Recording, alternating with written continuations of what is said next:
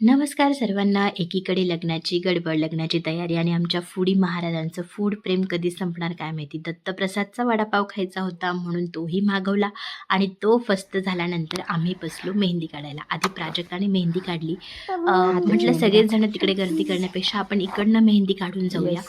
पण मी यसूला घेऊन गाडीवर कशी बसणार मेहंदी काढल्यानंतर असा विचार आला आणि मग परत आम्ही तिकडे मेहंदी काढायचं ठरवलं. माझी मेहंदी काढत होती बघा, ही किती छान स्माईल दिली. किती छान स्माईल देत होती. प्रत्येकाच्या हातावर मेहंदी काढत होती, पण कंटाळा अजिबात दिसत नव्हता तिच्या चेहऱ्यावरती. आणि माझे व्हिडिओ कोण काढणार म्हणून आद्या आणि रुद्रचे भांडण चालू होतं. म्हटलं एवढ्याशा दोघांचं मन कसं दुखवायचं ना, म्हणून म्हटलं तुम्ही दोघंही व्हिडिओ काढा, कसे पण काढा, पण काढा म्हटलं, मला तेवढा व्लॉग बनवायला पण होईल. मी तशी फ्री नव्हती. मेहंदी काढल्यानंतर मेहंदी काढेपर्यंत यसूने मला खूप छान कॉपरेट केलं होतं, म्हणून म्हटलं तिला चिडचिड नको करायला, म्हणून मी तिला घेऊनच बसलेली होती.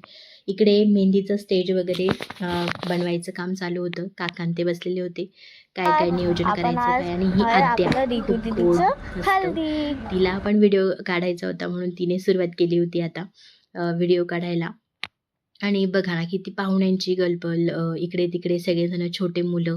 पण आता 2 दिवसांनी सगळेजण जो तो त्याच्या त्याच्या घरी जाणार. हेच तर असतं. आई-वडिलांचं मनामध्ये एक असतं की कार्य व्यवस्थित पार पाडावं आणि मुलीच्या डोक्यामध्ये असं असतं की आनंदही एन्जॉय पण करायचं असतं, पण दुसऱ्या घरामध्ये आपण ॲडजस्ट होऊ की नाही हे तिला वेगळं दडपण असतं. आता प्रत्येक मुलीला हे माहिती असेल, लग्न झालेल्या किंवा ज्यांचं लग्न होणार आहे त्यांना हे फेस करायचंच आहे. पण आपल्या जगाची रीत आहे किंवा परंपरा आहे. अ, हे एक दिवस होतं आणि सगळ्यांची गडबड चालू होती. सगळेजण एन्जॉय पण करत होते मेहंदी.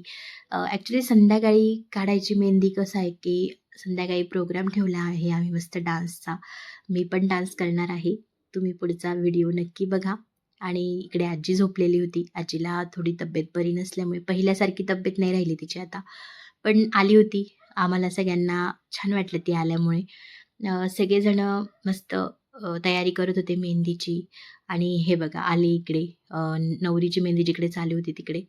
आणि आम्ही मस्त इथे स्टेज तयार झाला होता मेहंदीचा. इकडे नवरीची पण तयारी झाली होती मस्त गोड अशी छान सुंदर नवरी आमची. आणि घाई करायला कोणीतरी पाहिजे ना, हे पप्पा. आता भेटूया नेक्स्ट व्लॉगमध्ये, तोपर्यंत